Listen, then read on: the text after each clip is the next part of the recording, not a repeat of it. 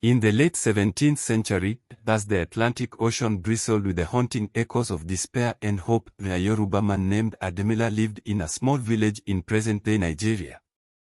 With his deep connections to his land and culture, Ademola was a respected farmer and storyteller. His life took a tragic turn when he was captured and sold into slavery, marking the beginning of his harrowing journey across the ocean to Brazil. It was a hot afternoon when it happened. Ademola had gone into the nearby forest to gather firewood for his family.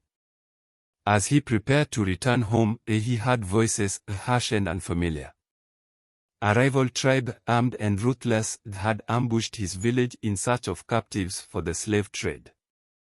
He hardly had time to react as he was bound, along with several others, and led away into the wilderness. Days passed as they were marched from village to village, starved and beaten.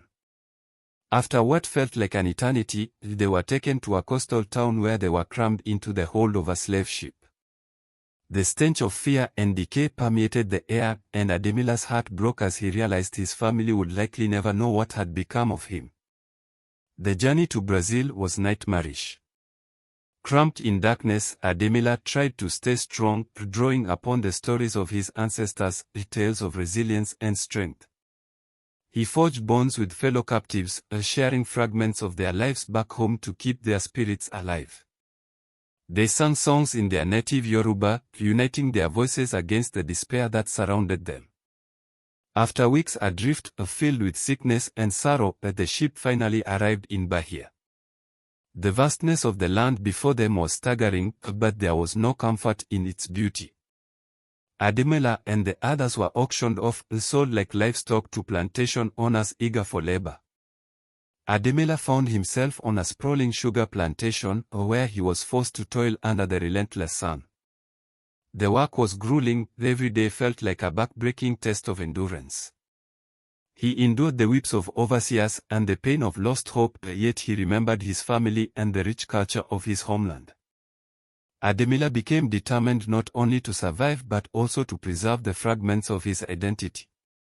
He secretly taught the younger enslaved Africans the Yoruba language and traditions, creating a bond that transcended their suffering.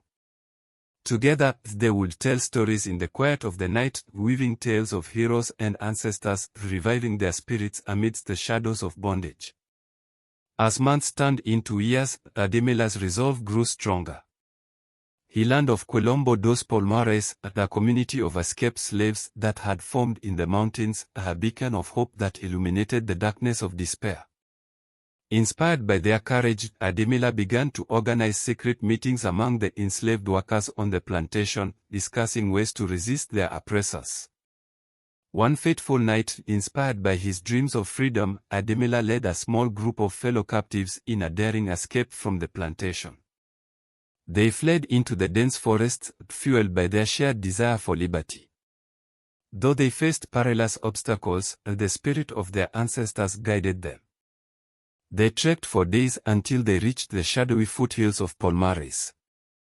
In Quilombo dos Palmares, Ademola found a community that celebrated African culture and identity. He was embraced by those who understood his plight and shared his dreams. He played a vital role in defending the Quilombo against colonial forces and became a leader who inspired hope and resilience. As years passed, Ademola established connections with free black traders along the coast, enabling their community to thrive.